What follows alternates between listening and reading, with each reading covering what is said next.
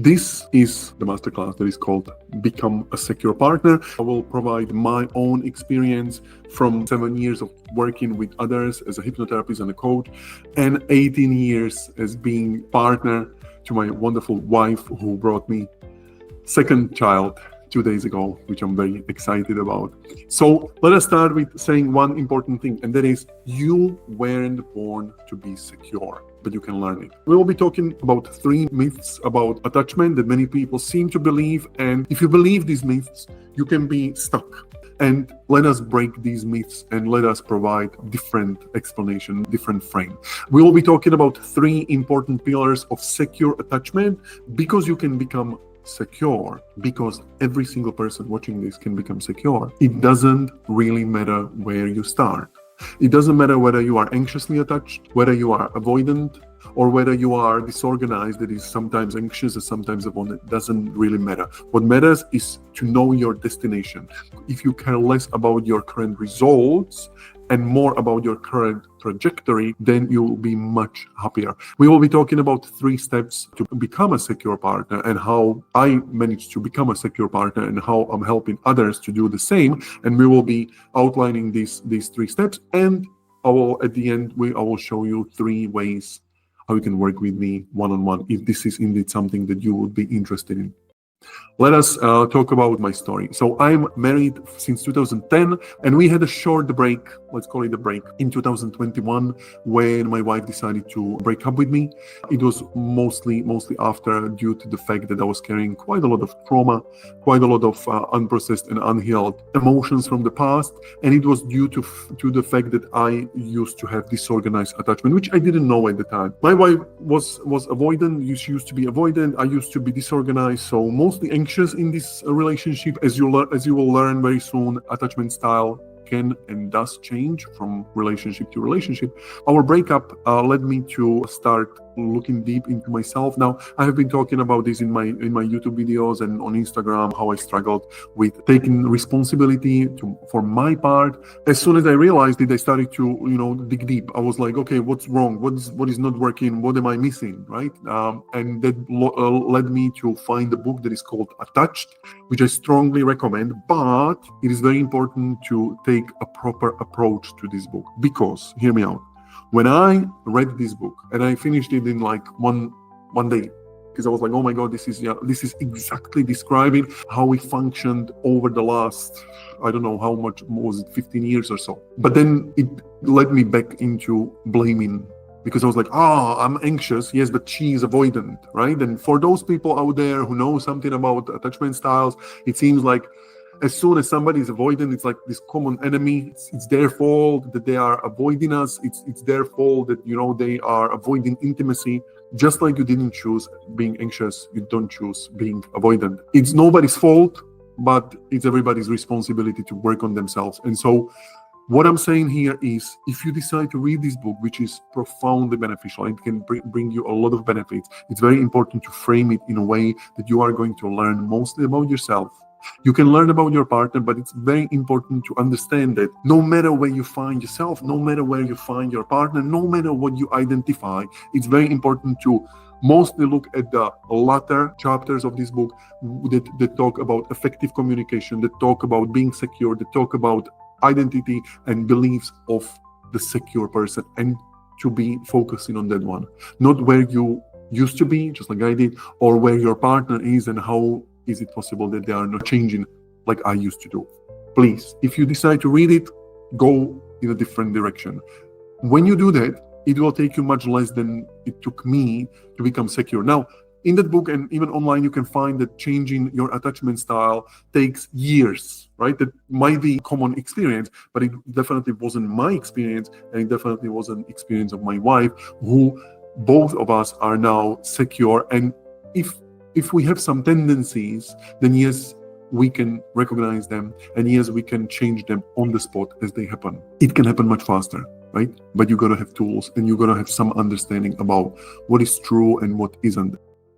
And myth number 1, your attachment is fixed, right? There are people out there who believe that attachment style is fixed for life and cannot change. Now, there are 2 things that I want to talk about. Number 1, the truth is that your attachment might change with different partners. And for those of you who experience multiple relationships, they can say better than I, then that they experience themselves differently in a different relationships. I was actually working with a client. He was with a woman who was very avoidant, and so he became very anxious about the relationship, about anything and everything that she was doing, checking the phone, checking her Instagram profile, and being like obsessive about what is happening. And when we were discussing this, he actually remembered that he was on the opposite side, and he was avoidant when he was in the previous relationship where the woman adored him, but then he could find different things to rationalize why he should be keeping distance, right?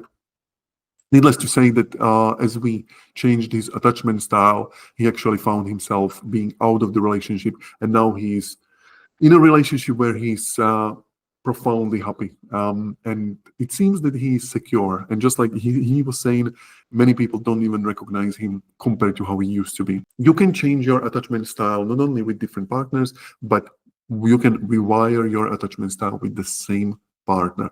One important note here, it is enough if just one person starts taking steps towards becoming secure. Because as you become secure, you will automatically transfer your security and your feeling of security onto your partner. Whether they are avoidant and whether they are anxious, it doesn't really matter. Now, being anxious and avoidant is almost like these magnet poles, right? They are pulling and pushing. And so if you start to change your tendencies, it will change the tendencies of the second person next to you, because you are not so easily triggered. You are not so easily pushed, or your buttons are not so easily pushed. Myth number 2, being insecure means unhealthy. So the myth is that only people born with a secure attachment can have a healthy relationships. Now, it's completely false. The truth is that insecure individuals can have healthy relationships even as they are insecure, but it's very important for them to be aware of their tendencies. So even if you diagnose yourself or identify yourself that you are insecure, and you decide that this is fine, it's fine. You can have healthy relationships as you are. Just want to be aware of your tendencies, of your triggers, of your buttons, right? Just like in any other relationship. But it's also important to say that insecure individuals can reprogram their subconscious and develop secure habits and develop secure attachment. And so you can have a healthy relationship even as an insecure partner, or you can decide to change this into being secure. Myth 3, secure with the one, right? So some people out there, and this is usually true for people with avoidant attachment, they tend to believe that if I find the right person, I will automatically feel secure. Like they have this feeling like something is missing, right? It was good at the beginning of the relationship, but I don't feel it anymore, right? There's some elusive it that was there, but I don't feel it anymore. And so probably this is not the one, right? If something like this happens, I would take it as a sign of your avoidant attachment style. And I would look mostly on whether this is a problem that is them related or you related, or them specific or you specific. Meaning, is this the feeling that you have only with them? Or is this the feeling that you have with pretty much every partner, and this is something that happens to you? Like many people say, oh, this just happens to me, right? I fall in love quickly, I feel very good, I feel very safe, but then I don't feel it anymore, right? That would be avoidant attachment style talking, right? So the truth is, security is cultivated internally. It's not just about finding the right partner or the one, right? It's all about you becoming the one.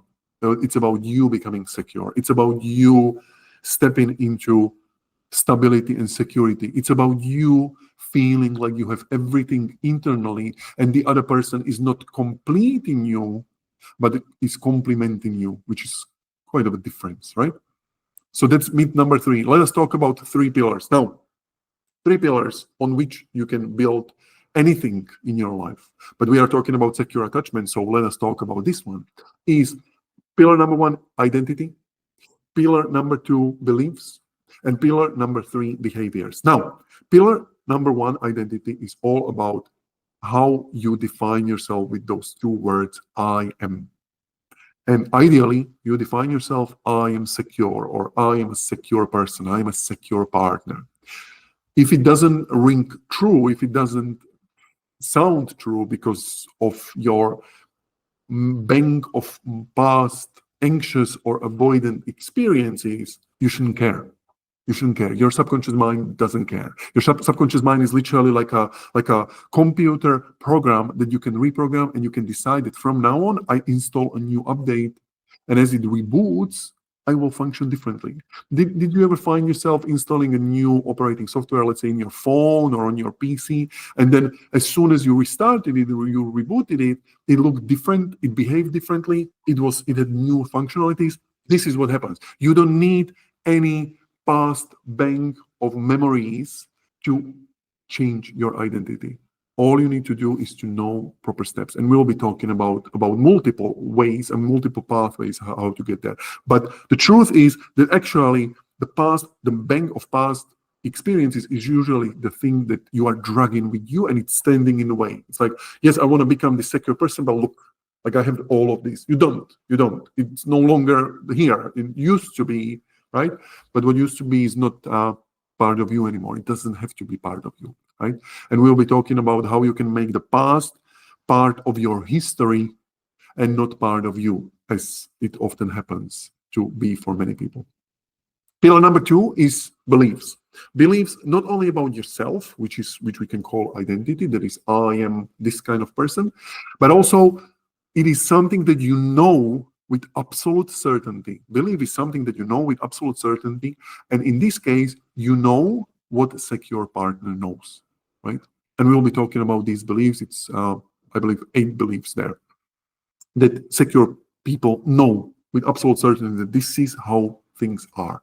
And you want to imagine it, and this might be far-fetched, but let me just, this might sound weird, but let's just go with it. You might want to imagine it as a scenario where aliens come to the earth and they stop you as the first specimen, and they're like, hey, human, what are relationships? They don't know the concept. You are the one to explain. How would you explain it? What words would you use? What would you say about relationships? What happens there? What is the exchange? How does it work?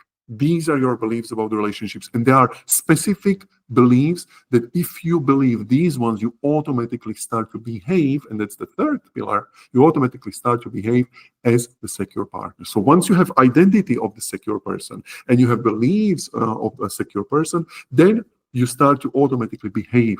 We will be talking about behaviors. I will present to you one very important technique for communication, but behaviors are the least important to focus on.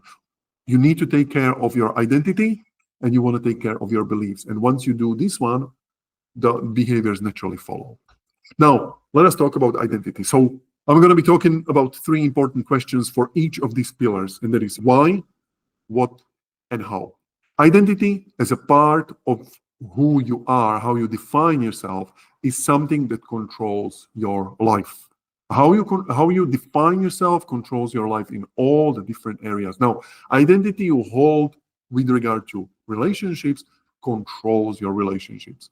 So the belief, like I said just a couple of moments ago, belief is the feeling of absolute certainty of what something means. And let me say another characteristic of belief, and that is, and this is important to remember and important to understand, belief is a decision. Belief is a decision you made at a specific point in your past, and ever since, you have been carrying it with you as something that you know. And because you know it, your mind jumps in and starts to generalize your findings or your experiences. It will use 3 mechanisms that we'll be talking about soon to confirm, and there is something that we can call confirmation bias, to confirm what you already believe. And that kind of goes forward with the fact that we don't see the world as it is, but we see the world as we are. You don't see your relationships as they are, you see them as you are. That is, what you believe about your relationships will be reflected out there, even if it's not true. You will find the evidence for it, right? And now, Identity is who you are and who you are not. That is a very important thing. It is often in conflict with your goals, and it is the single most important force of power in your personality. So, does it make sense to focus on identity? Definitely does. Secure people believe about themselves. That is the four pillars of their identity. Number one is they don't just think, but they feel deep in their body that my self-worth is stable, meaning I am worthy of love and respect. Now, do you believe that I had this one when I was disorganized? Do you believe that anxious people out there have it? Do you believe that avoidant people really believe this one deep in their body? Usually not. It is all based on one decision that they made somewhere in the past, and ever since they carried this decision. This is who I am, and look, this confirms it, this confirms it, this confirms it. Disregarding many experiences where it was actually the opposite, right? Second identity belief is I am mentally flexible. I am open to feedback, and I'm ready to revise my beliefs. Now, open to feedback, for many people, it's very difficult, right? To receive feedback, to receive criticism, even the criticism is already there is this negative connotation to the word itself, right? When you hear criticism, for many people, it is triggering. And instead of focusing on the content of what they are receiving, they focus on the feeling that it triggers in them, even though the feeling is internal, right? It's not coming from the external environment. So another identity, right? Another second identity pillar, I am mentally flexible. Third identity pillar, I am capable of improvement. I'm resourceful and in the face of challenges. That is growth mindset. I'm pretty sure that you heard about this one. Number four, I'm comfortable with intimacy and closeness. I'm not afraid of vulnerability or enmeshment. Sometimes avoidant people tend to call it that way. These are four pillars. That is, that identity is important, and this is the four pillars that every single secure partner, secure individual out there is carrying. All of them. And now, if you don't have these ones, if you don't have these four pillars, how can you get them, right? How can you make them real for you? There are actually 3 steps or 3 options how you can get there. So how do you change your identity? One is to start where you are and start to focus on the future. You use visualization, you use repetition, you use mental rehearsal. And this is something that we will be doing today using self-hypnosis. I will guide you through a specific recording that will guide you to visualize and step into your secure partner. So that's one. But what often happens is that even as we do this, sometimes the mind would like to go there, but the body doesn't feel like it. Like there is this incongruence within, and people feel like, okay, there is like I can tell that you are faking it, right? So there is important second step and how to change identity and in fact any belief, and that is questioning and doubt. Introducing doubt into what we believe, or introducing question mark, we'll start to take care of these three mechanisms that our subconscious mind uses to project confirmation bias, to project our past decisions onto current circumstances, and that is deletion, distortion, and generalization. So these 3, obviously you can go online, you can Google it, you can chat GPT and what it means, but all in all of us are using these 3 mechanisms to subconsciously confirm what we believe, even if it's not true anymore. And it's only by introducing the question mark or introducing doubt into our beliefs, into our deep-seated past decisions, that we can start to open up into different possibilities or different alternatives. And what usually takes care of these different alternatives and these past decisions is something that is called reframing or re-imprinting. And what this does, and I'm going to be talking about it when we are in the workshop part, much more deeper. What this does is it takes care of your past experiences by identifying where specifically, in which scenario you made this decision. Let's say, I'm not worthy of love, right? You haven't been born with that, but now you believe it. Okay, so you are born, and then there is a timeline of experiences, and you are here. Okay, somewhere there you made a decision that you are not worthy of love. And now, what reframing and reimprinting does, it is a neuro-linguistic programming method and technique, very powerful one.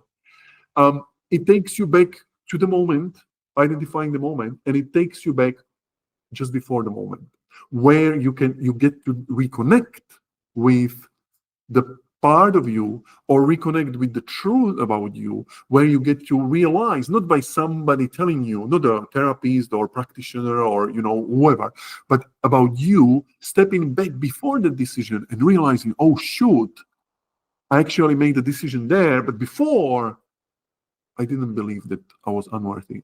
I actually didn't have this decision at all. I was not even questioning it, right? Now, I didn't make that clear, decisive decision. This is my truth now, even though it wasn't, right? So taking you back and understanding that there was a split there somewhere makes you realize and actually reintegrate those old parts of you who know the truth about yourself, not the BS that you decided at one of your lowest points, right?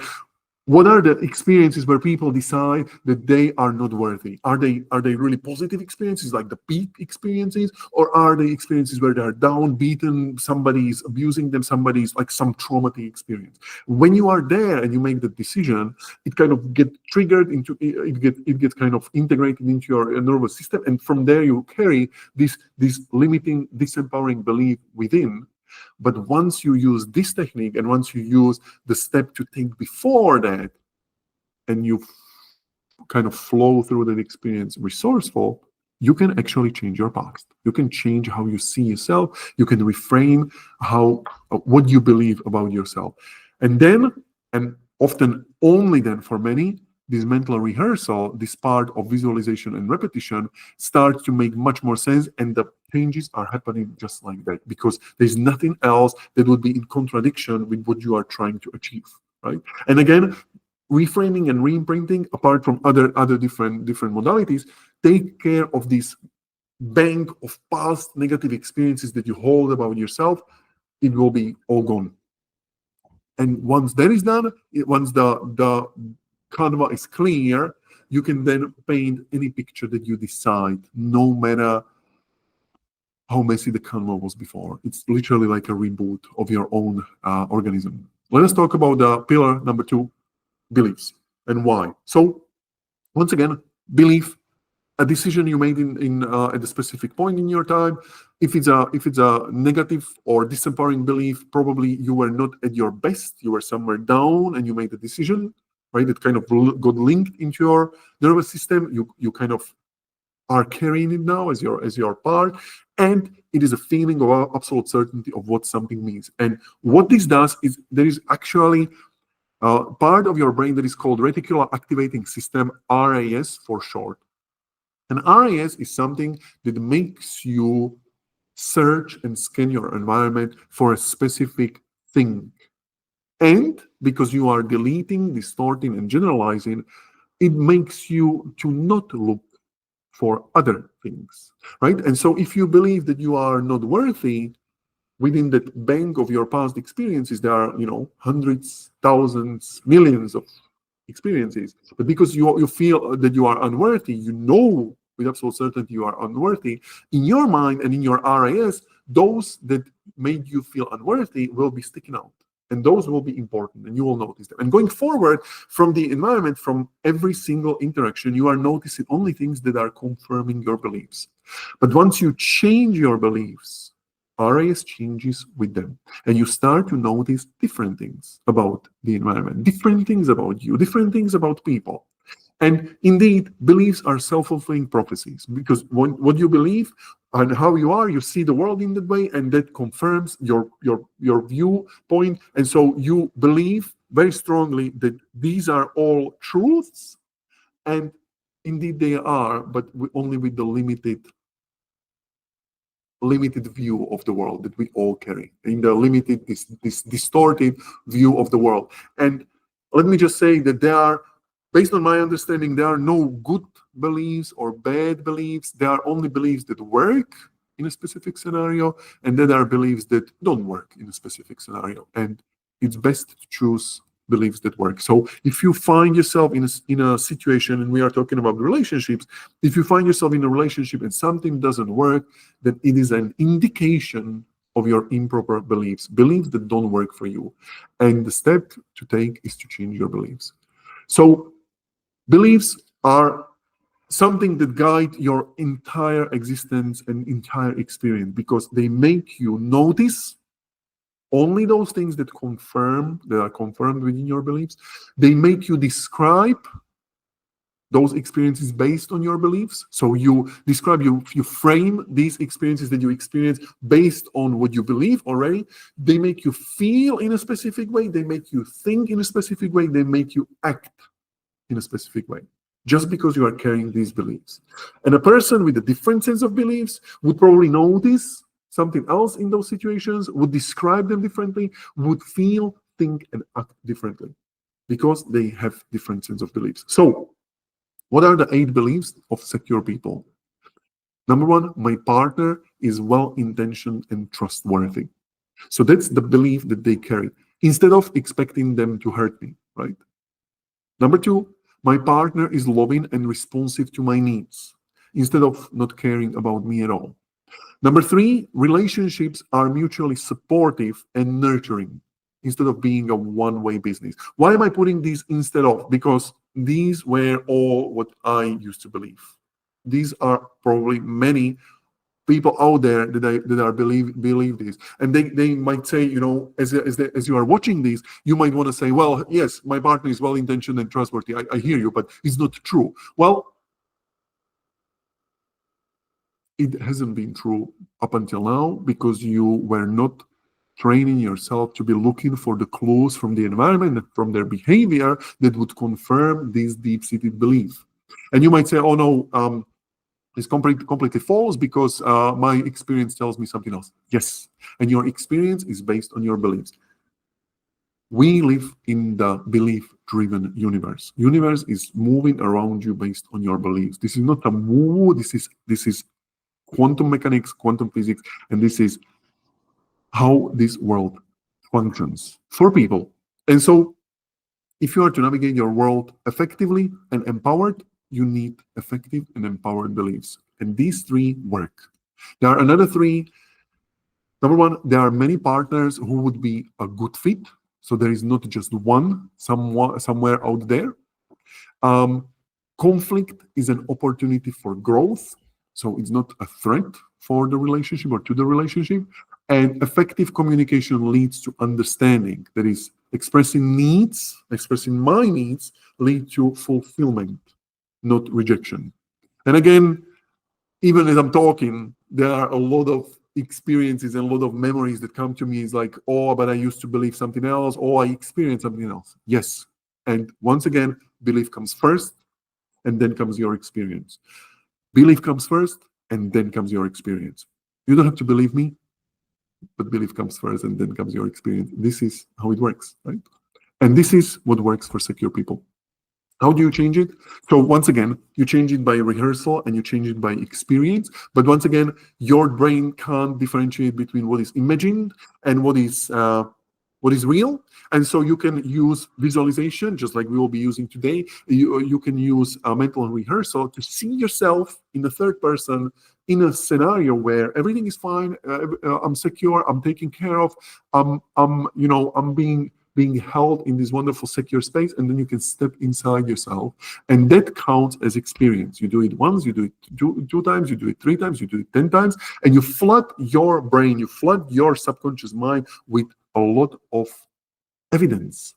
And evidence is something that your brain is looking for, because once you have evidence, it becomes familiar, and once it's familiar, it kind of unlocks, and it is now possible to enter this, because brain always goes for what is familiar first. And then from the familiar options, it chooses what works best. But if it's not familiar, if being secure is not familiar for you, no matter that you know consciously that it works or that would be better for you, If it's not familiar, you will not go there because your subconscious mind is here to protect you. And whatever is unfamiliar, it means danger, danger, danger, danger. So you've got to make it familiar. Introducing new alternatives is written there. Brain chooses what is familiar and then what works. Now, once again, reframing as one method, that is looking at your past experiences that are energetically or emotionally triggering negatively, and you kind of carry this bang, looking at them and reframing how you see them, and even sometimes from what angle you see them, can make profound changes in how you feel about them. Re-imprinting and belief installation, which is this amazing process where you can just simply install belief in like 5 minutes, and you have this belief almost like you are updating your unconscious. Subconscious rewiring and changing your past. Now, behaviors. Why they are important? I believe they are very important because they are evidence. They are kind of these indicators of your beliefs and your identity. So, like I said, number 1, identity, number 2, beliefs, and number 3, behaviors. And behaviors, no matter what they are always showing us what we believe about the world, about others, and mostly about ourselves, what we deserve, and so on. So they are great indicators. But let us talk about what are the behaviors of secure people. I provide a secure base. Secure base means I support my partner's goals and encourage personal growth. I am comfortable with emotional and physical intimacy. I don't separate two. Emotional and physical intimacy, they are just one and the same, just different forms of the same thing. Number 3, I treat my partner with love and respect. That is, I act consistently and reliably in my relationships. I'm engaged in problem solving because obviously I believe that conflict is here for growth, not as a problem, right? We talked about it. So once you believe this, it's easy to engage in problem solving. I remain present and focus on finding solutions. Why? Because if I believe that conflict, even the word it kind of changes completely. So conflict kind of disappears, right? There will be no more conflict, especially when you learn the technique that I will be showing you in the workshop part.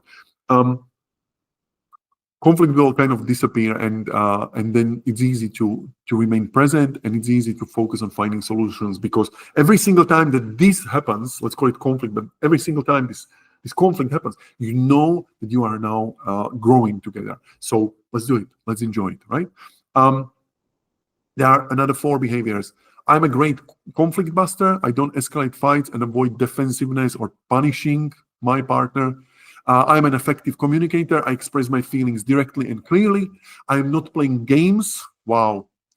Games playing, that's something that used to happen for me so much, and I believe that many people out there, they struggle with it quite a lot.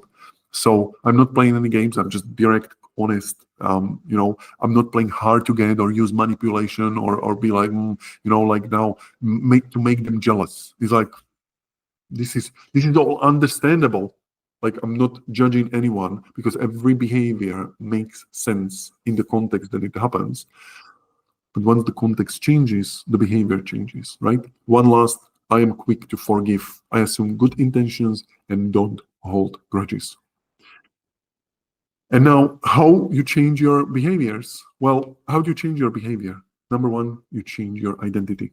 So you start with the single most powerful force that has influence over you, over your relationships, over your perception of the world, over whatever you notice, over how you feel, over how you think, over how you act, right? Changing behaviors, you start with the identity. You don't start from the behavior and then backtrack to your identity. You start with the identity, and then from that, you kind of move on to another circles. Another one would be changing your beliefs. That is changing what you know about the world, what you know with absolute certainty. If you know something that doesn't serve you, you just need to introduce a little bit of the doubt, and then introduce something else. There are ways how to do it quite fast. And then lastly, changing your habits. If you behave as a secure person once, but other than that, you are anxious or avoidant, it doesn't make you a secure person, right? It's not about one-off behaviors. It's about habits. It's about consciously changing your behaviors, rituals, and mostly habits. Something that you do consistently over and over and over and over. Now, let us move on to the workshop part of this presentation.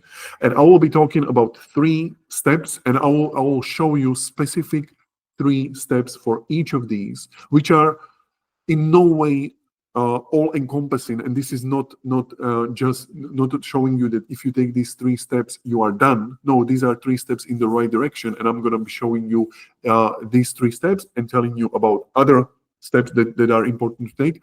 But from my experience and from experience of working with my clients, after my shift, after becoming a secure partner, it takes no longer than 6 months to become secure, no matter where you start. For most people, it takes about 3 to 4 months to become secure.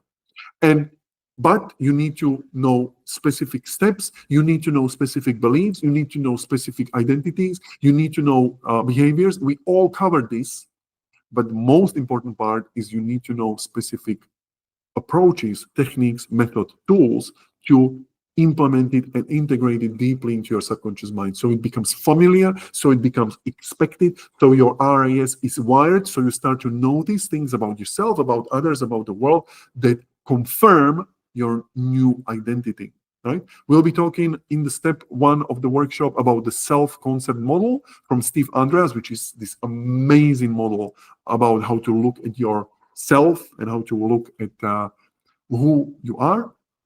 Number 2, we will take care of the beliefs with my self-hypnosis that is called Become a Secure Partner. I will guide you through this self-hypnosis today.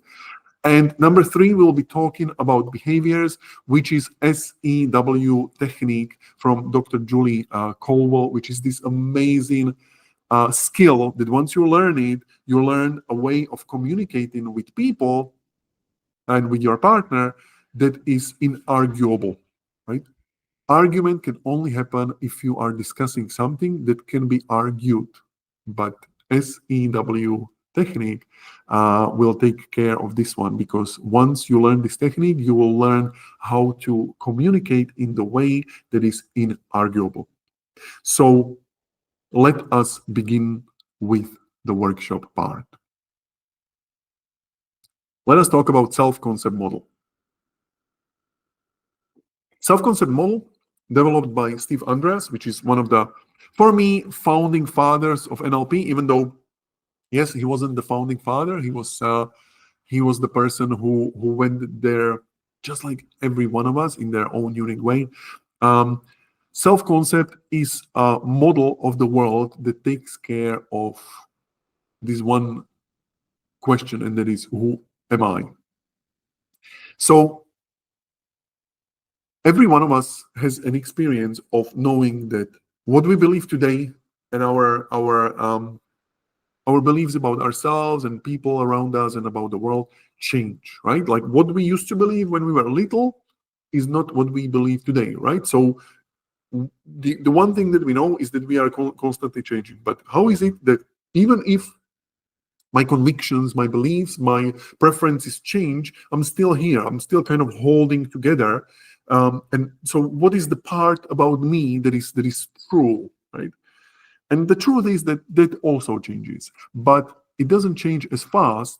And people usually hold something that he called a self-concept. And self-concept is a generalization. It's a map of the territory. Like a map is not a territory. If you have a map, if you look at Google Maps, you don't have everything about the territory through which you are moving. It's a simplification. It's a generalization. If you had everything about the territory on the map, you would not be able to read the map, right? Like it would be just too much details, many information. So actually what happens is that all of us are holding this self-concept, which is a oversimplification and generalization about us. And these are usually these I am statements, which are true often, usually more often than not, but they are not true always. That's why it's generalization. And it's important to understand that self-concept is all in all incomplete. right? Self-concept is not 100% true of who you are, but it is a very useful tool, and I found it so far in my practice and in my life, the most useful tool how to understand yourself. So let's say you have this identity that is saying I am kind, right? Or you have identity I'm confident, or you have identity, we are talking about attachments, I am anxiously attached, right? So let us talk about two things. Number one, is it always true? And number two, how is it formed? So let us talk about I am kind, right? I'm a kind person. Is it always true? Is it true when I'm asleep? Can I, as a kind person, can I be also unkind and do behavior or behave in a way that is unkind? I can, right? If I'm confident, is it always true? Am I confident in all the time? Am I confident all the time in all the areas? Is it that I'm confident 100% of the time? No, sometimes I'm, let's say, loving, or sometimes I'm curious. So when I'm curious, I'm not really confident. I'm curious, right? So this changes. And so the concept, it's very important to understand that self-concept is holding onto past experiences. How is it formed? How do I start to believe that I'm a kind person? It is based on a multiple experiences that form kind of a base. Usually it's 5 or more experiences that form a base where I remember, I have memories where I was kind and kind and kind and kind, and from that it kind of trickles and I develop this belief. It's like, hey, I'm a kind person. But now what Steve Andreas actually did, and this is amazing, is that because he brought this model into the world, now people are capable of understanding that whatever you hold true about yourself, and usually about your qualities, like about the values that you hold about yourself, can be rewritten. It can be changed by understanding this mechanism that you have specific scenarios, specific memories that are holding this concept alive. And once you access these memories, once you identify the memories, and once you access the memories and either strengthen or weaken these memories, you can strengthen or weaken this self-concept. So if you want to become more confident, you can either access those memories that make you confident and make some changes in the way how you frame, in the way how you see, in the way how you perceive these experiences or remember these experiences, and make them so you become more confident or so you become less confident, whatever works for you. The same goes for attachment styles. So if you believe that you are anxious and you go out there and you present yourself that I'm anxious, first of all, that's already kind of a mistake number one, right? Talking to yourself because you are the person that you hear yourself the most. But if you go out there and you present this one, well, why is it true? Number one, is it always true? Are you always anxious? Are you 100% of the time anxious? And you would definitely have to say, well, no, I'm not always anxious. I can be asleep and not being anxious. I can be just sitting next to my partner when everything's okay. I'm not anxious. But there are some moments that I remember, now we are talking, when I behaved anxiously. And now these moments can be pinpointed, accessed, and they can be changed ever so slightly. So you start to look at yourself as a different person. And you start to look at yourself not as an anxious person, but maybe a person who is secure, but has some anxious tendencies, right? And which is a different frame. Now, self-concept is something that determines your self-esteem. So there is a difference between self-concept and self-esteem. In self-concept is understanding, map, generalization, gross overgeneralization, but still very useful concept of who you are. I'm kind, I'm secure, I'm this, I'm that, I'm not this, I'm not this, right? Being or not being. And self-esteem is this higher level about how you feel about who you are, right? How you feel about your self-concept, how you feel about you being kind, how you feel about you being confident, how you feel about being anxious. Now, if you focus only on changing your self-esteem without addressing your self-concept, it is like building a house on a shaky foundation. Now, I'm going to be using this metaphor one more time today, but if you try to do that, it will not last. It will not last. It will be just you feeling good, but then shortly thereafter, it will just dissipate. It will disappear, and you will have more work to do. So,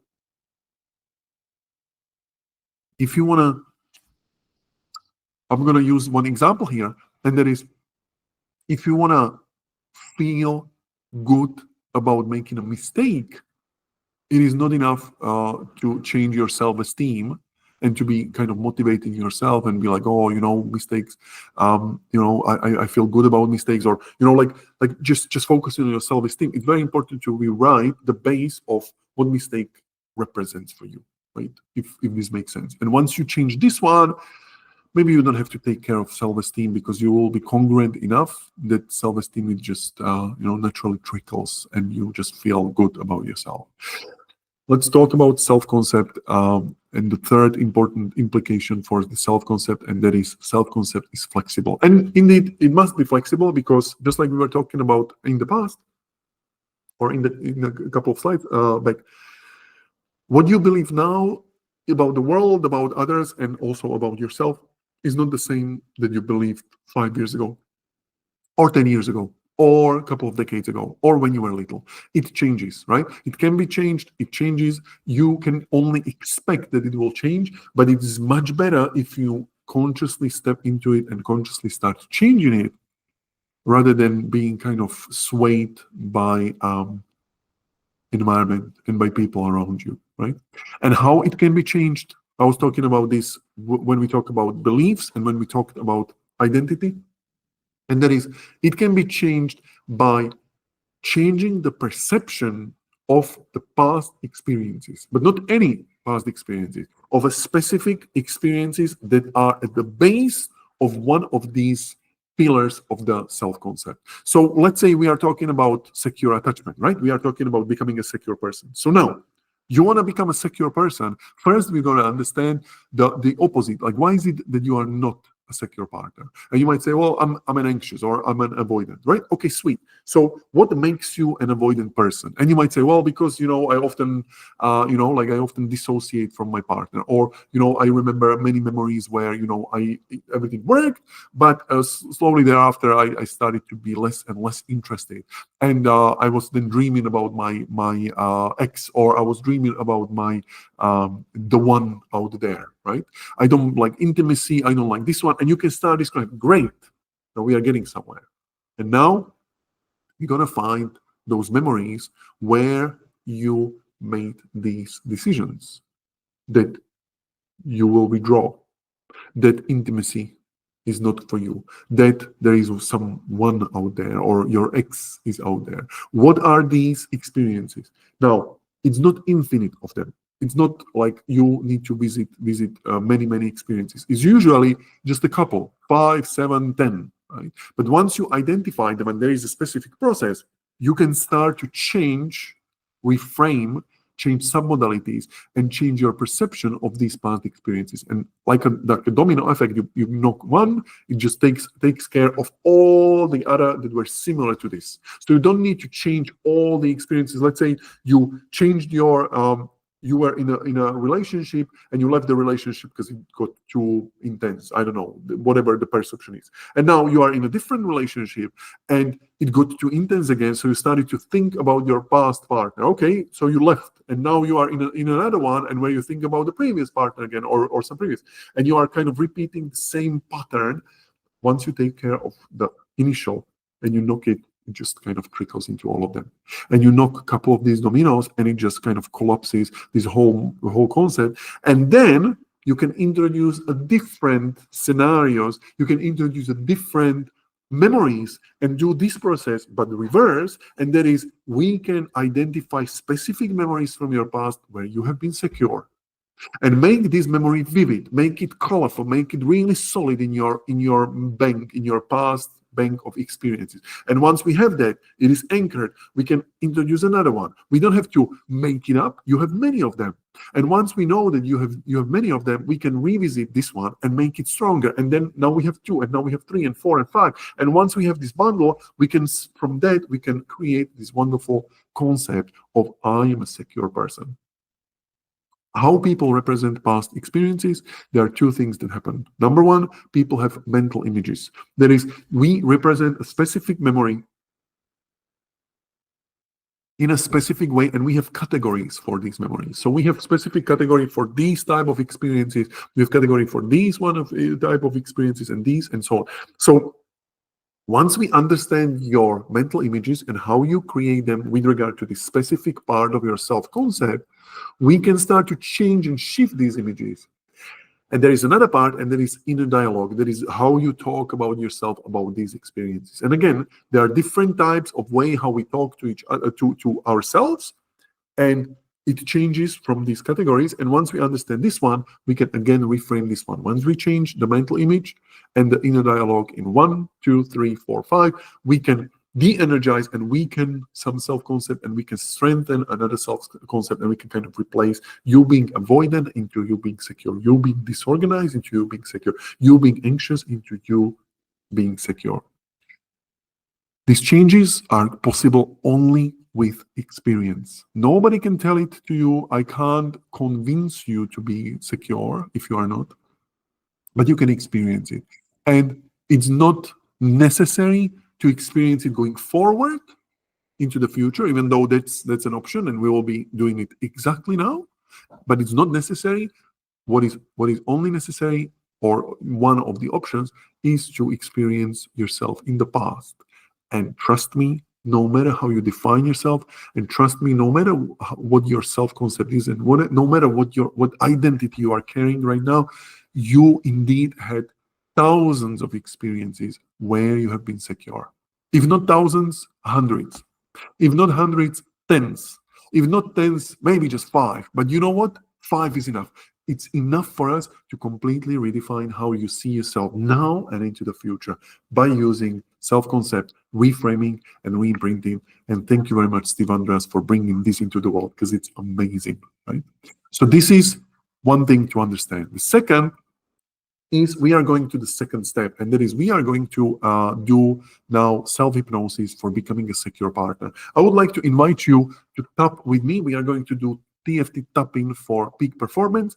And what we are doing here is quite simple. If you haven't seen this one before, let me just say that this is weird, but it works. And so let us do it. You take your dominant hand, mine is right, and you start tapping your body at a specific points, and just follow me. So number one, we are tapping SH, which is side of the hand.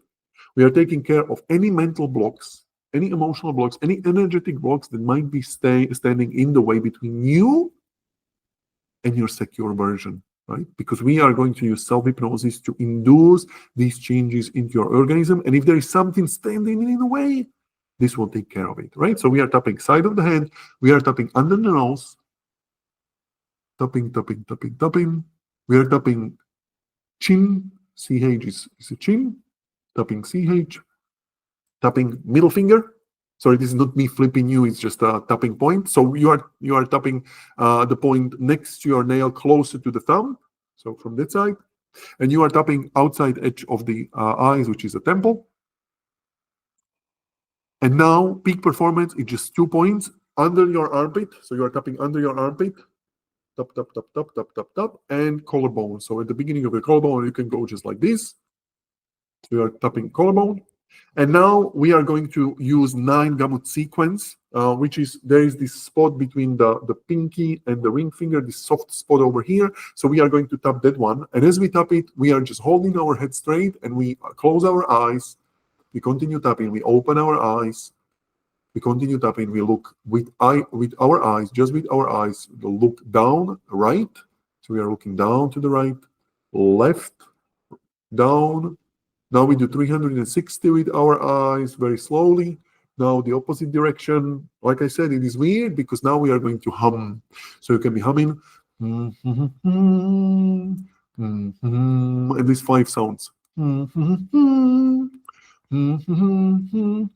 now you count to 5 out loud. 1, 2, 3, 4, 5. And then you hum again.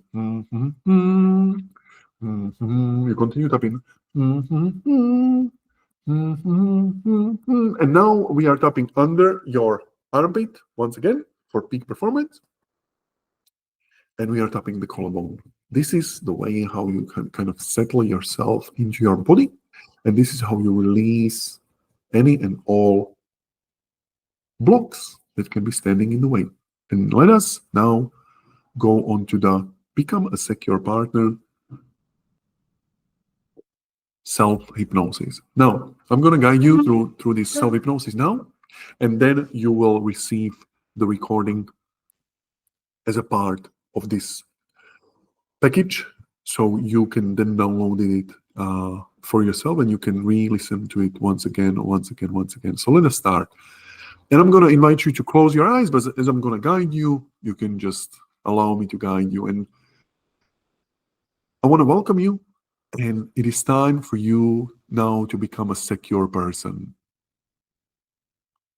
And you can allow yourself to relax, knowing that all the powerful suggestions you are about to receive are delivered in such a way as to make the changes you want more effortless and enjoyable and lasting deep within. Now, it might feel good just to close your eyes and notice how this mind training audio session is like sleep, but not sleep. It is like a daydreaming that you love having. A daydream that carries you away, absorbs you into it, into the details, into the ideas, into the experience fully. However, you will still have awarenesses. You will still be able to hear everything I say in just the right way to allow the changes deep within your unconscious. And there will be changes. Maybe obvious changes, maybe subtle changes that you start to notice first as the new programming becomes a part of who you are, of how you behave, of how you live, of how you are. It is like the daydream again. And all you have to do is just to let my voice, the sounds, the words wash through you. And you might not be able to remember everything consciously afterward as you simply find yourself comfortable. That's right. And now I'm going to do a couple of changes deep within you that you can just start to notice as you just relax the muscles around your eyes, to notice relaxing them a little bit more as you soften the muscles in your face, especially the muscles around your mouth and the jaw. As you hear my voice, you can soften on the inside. Soften the muscles, soften your mind and body now. As you pay attention to your breathing, and should you need to awaken fully at any time, you can awaken fully. But for now, you can just let go and relax, because you are listening to this for a reason. You want to make changes. So relax and listen to my words as your attachment styles improves for the better, as you feel more secure, more at ease, and more natural in your own personality. You are free to be yourself, free to be secure when you awake, calm, assured, and at ease with your inner sense of security. But for now, just pay attention to the rise and the fall of your breath that happens all by itself. And as you pay attention to my voice, you can allow all the sounds that are coming from external environment to be just your guidance to become even more relaxed. My voice will go with you as you just relax and let go. You don't have to make any effort at all. Just absorb, just relax, and just let the words and their meanings carry you away as you make powerful, positive images of yourself, your natural personality just shining through, a natural easiness within yourself on the screen of your mind. It feels so good to learn by just letting go and absorbing. We are always learning, and when what we hear is enjoyable and uplifting, we pay attention in that special way, in that very special way that lets us fully be absorbed into it. Like a great inspiring movie or a piece of music, we just fully be with. Enjoy it. Let go and get carried away. That's right. You can just drop down into relaxation more deeply, letting your mind and body soften and become quite free. Notice, notice words. You can notice your body. And you can notice how some people like to notice feelings of lightness, like they're free, floating up, easy and light. And others like to notice feelings of heaviness, like they are deeply relaxed, heavy and secure, sinking deep down into where they are. And other people like to notice relaxing and becoming at ease in their own unique way as their mind becomes open and sensitive to the powerful and beneficial suggestions they are receiving. Notice you are watching. Notice you are listening. Notice you are hearing. Notice your awareness. Your self worth is stable. You are worthy of love and respect. You can notice how your natural personality just shines through yourself as you listen. As you listen, as you relax. As you relax more deeply, your old patterns of behavior have had their function and they had their time, but now it's time to embrace change and step into the identity of a secure partner.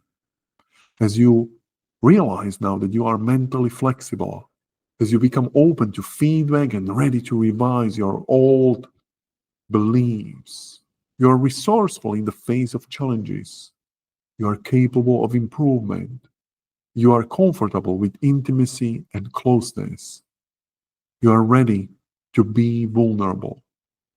You know that relationships are mutually supportive and nurturing, and you expect love and responsiveness from your partner. Your partner is well intentioned and trustworthy.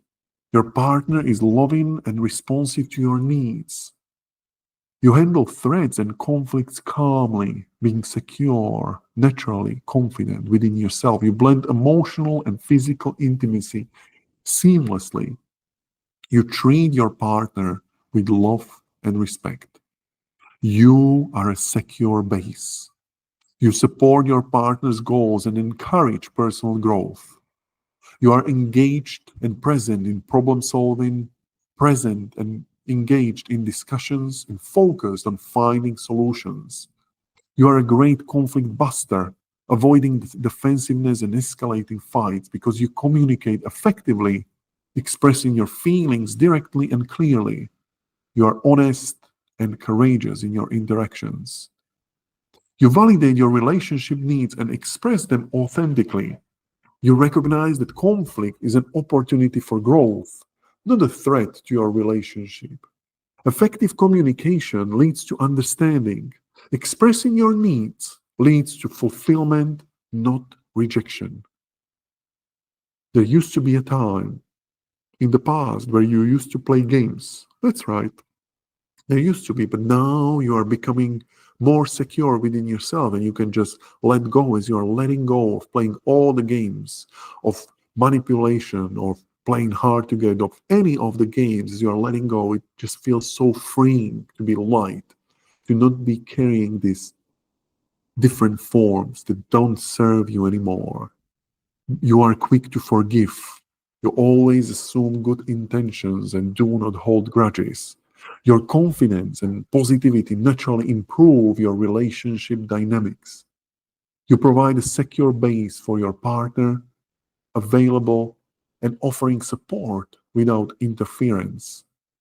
You encourage and boost their self esteem, supporting their growth and learning goals. You can now take a few moments to create a movie screen of your mind. That's right. And on this movie screen, you can imagine your days unfolding how you want them to unfold as a secure, assured, naturally positive you. There might be days that have some ups and downs. It's only natural. But notice how you respond creatively and confidently to the situations and the people that come your way, secure within, letting it all unfold as you marvel at your ability to respond, feeling in control, secure, and confident deep within. You listen to your emotions and acknowledge their needs with confidence. Enjoy it. Enjoy finding new and creative ways of making yourself feel great in ways that actually work.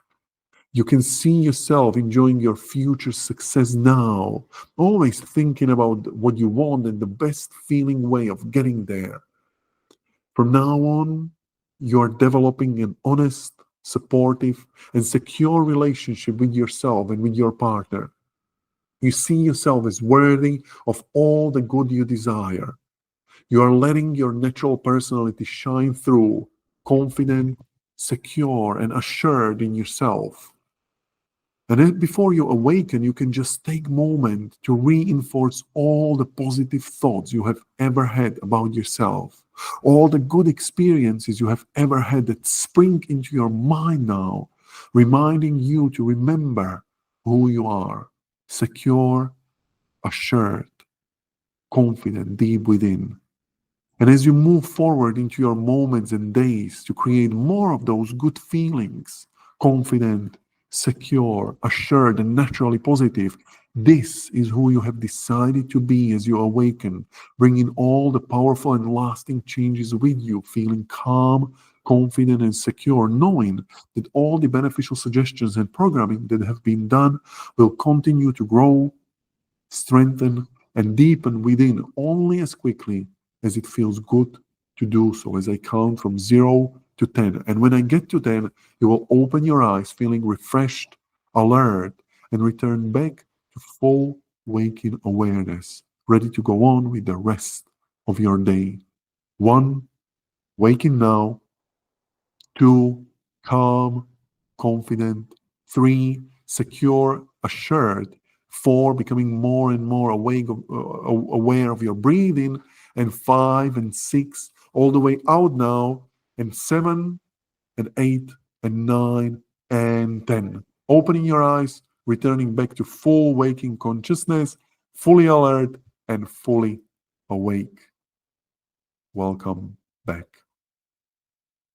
So now, I really enjoy the fact that there was an ambulance going around just as we were waking up from this one. I welcome you back. And we continue with the last step. I'm just going to allow you to take a sip of water just to refresh yourself. And let us finish with the one behavior change that I would strongly recommend you do today and going forward. Now,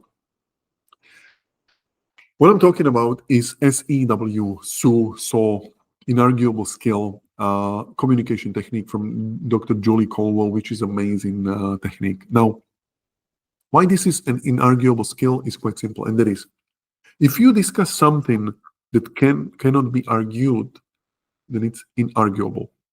And this communication technique between partners that is very good for romantic relationships works because you discuss only what is inarguable. And it has 3 steps. Step number 1 is that you discuss your sensation. That is not your story, but your sensation.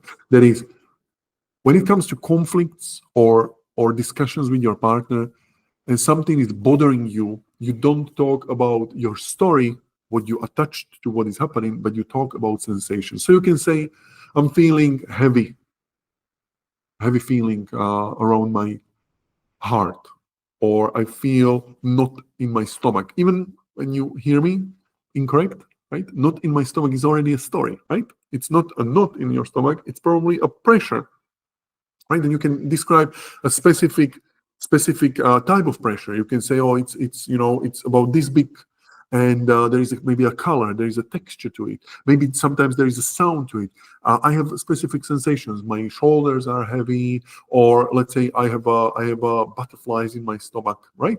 It's again a story. It's I feel some kind of tingling in my stomach. Right? So it's important to describe sensation.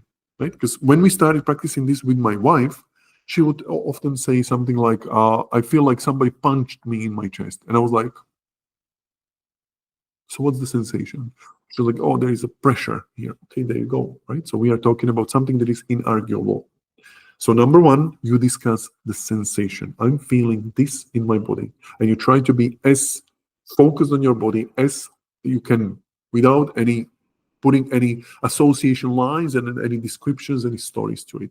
Step number two, you talk about emotion. Now there are just 5 emotions, right? You can be talking about different ones, but usually there are combinations of these ones. You can be either sad, you can be mad, you can be scared, you can be glad, or you can be excited, right?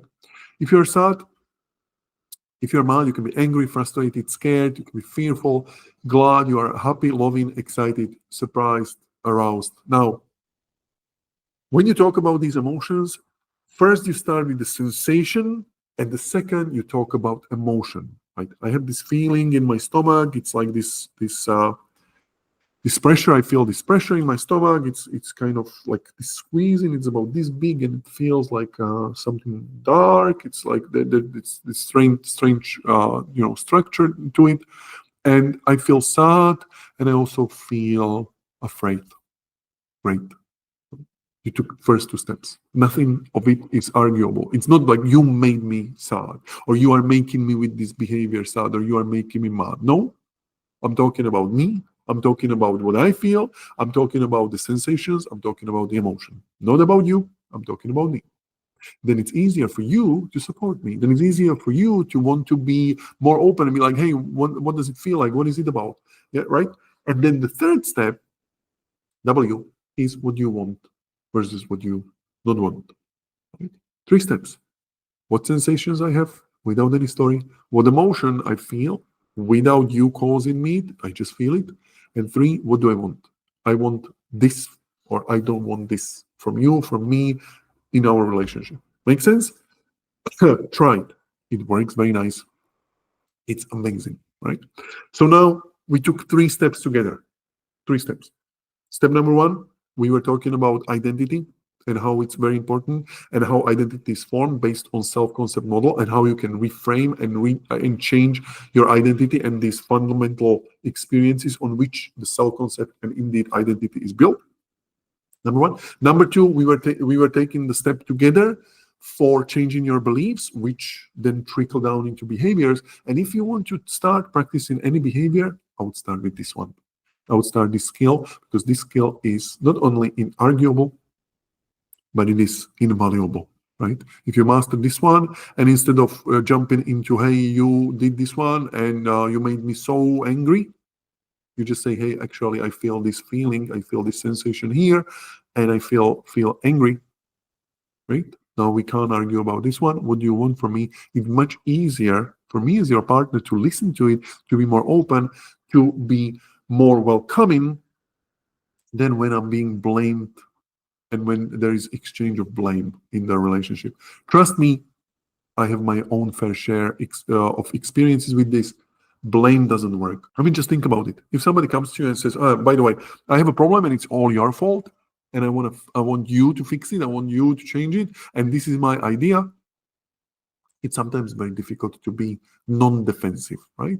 Try this method, and it will be much easier, because there is nothing that you are arguing about, right? Let us continue.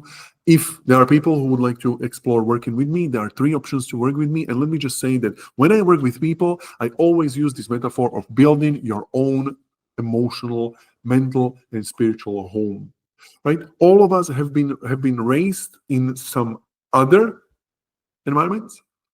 And therefore, the base for me working with people is always focusing on emotional homes. There are many emotional homes that can work, but there are usually 4 that don't really work, which is shame, grief, betrayal, and loneliness. And so when I work with people, always I focus on what are the emotional homes that don't work for you, and which ones do you want instead, and let us shift them. Working one-on-one with me means that we are building your emotional, mental home from the foundation, and the foundation is always emotional homes. So we are starting there, and once this is stable, once this is exactly how you want it, then we proceed on to the next step, which is we are taking care of your relationship with you, that is relationship with self, relationship with others. This masterclass and workshop were exactly about this one. Relationship with energy, not only with the physical energy, but with creative energy, sexual energy, the energy that kind of moves through you through different channels. We are using human design for this one, which is a very amazing tool. And then we also focus on your relationship with resources, cleaning up your past relationships and how you see yourself in this world. So changing your identity, changing your labels, changing what you believe about world and others, so it makes sense, and we clean up everything that is old, that doesn't serve you anymore. And then we build on top of it 8 pillars of Wheel of Life. That is 8 different areas of your life. Wheel of Life is a coaching tool that I use to separate your life into 8 different areas, where we focus on your business, where we focus on your finances, where we focus on your health, where we focus on every single part of your life. So then when we are done, I will give you your own keys to your own emotional, mental, and spiritual home of your own choosing. Not what somebody told you, not what you decide to believe about yourself in some very low period or maybe time of your life, but what you are deciding right now, empowered and completely clean from all that happened in the past. This is what I do. And if this seems like it's impossible to be completely healed from all that happened in the past and to be living in your life exactly how you want it, then please don't contact me, because you are not the person that I want to work with. But if you are open to explore, and if you feel like, this could be actually something for me, and I would like to completely redefine how I see myself in this world, this is for you. You have not been born as a secure partner. Regardless of whether you are secure or insecure, you have not been born like that. You have been molded by your environment and by people around you into who you are right now. But you can absolutely change it. Trust that as you are walking this journey, you will find a way. The fact that you are watching this all the way to the end is an evidence that you are the type of person that will find the way. Why? Because you are already doing it. You are already moving forward. My blessings to you. I'm sending you lots of love, and I will see you some other time. All the best.